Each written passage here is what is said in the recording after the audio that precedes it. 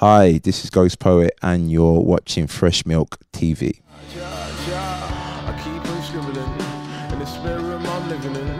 Bodies here, but I'm never in. Why do I keep wasting time? I keep on writing. How much impact had the last 2 years on your music?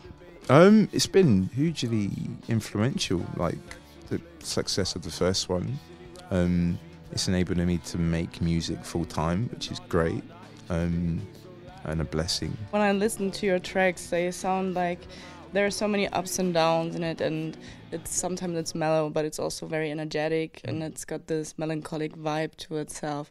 So every song in itself seems like a little journey somehow, or like going through a process, you know. So I was just wondering how it feels for you when you are producing your own music. If it's only the case that you get a lot of energy from it, or is it also, if it's also the case that it wears you out sometimes, you know? Good question. The beginning process is sometimes difficult because I have to decide, especially with this record, I had to decide how truthful I wanted to be, you know, about my life. And I was in quite a dark place, I guess, when I started making a record, and I didn't know if I wanted to bare my soul to a large extent. It's funny when as you get older, you look at you reflect on life more as you get older, and because of what I do, and I get asked questions in interviews, I have to think about things that I've forgotten about, you know.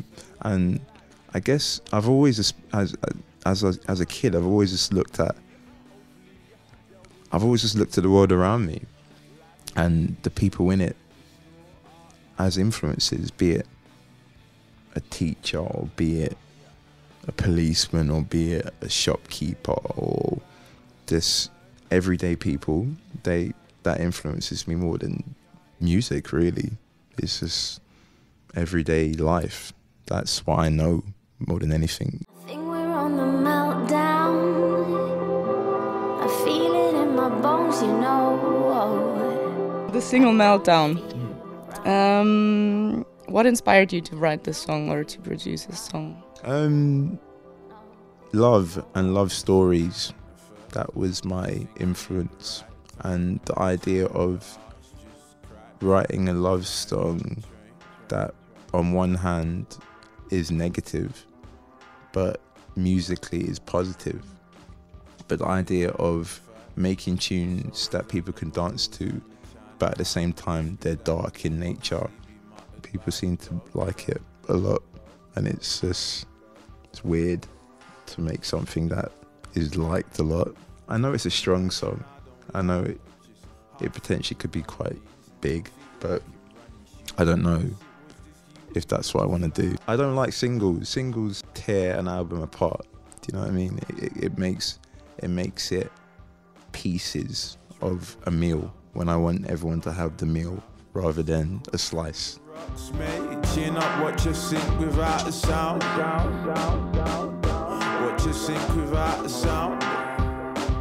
Is there anything that makes you feel uncomfortable?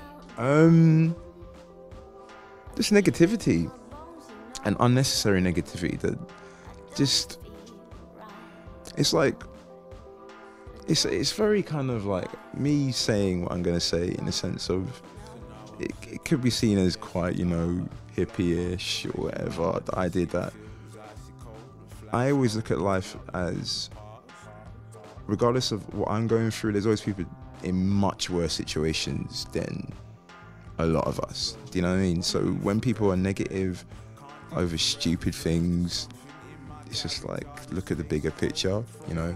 There's no one goal, in the sense of, once I do this particular thing or get this particular thing, then I'm done.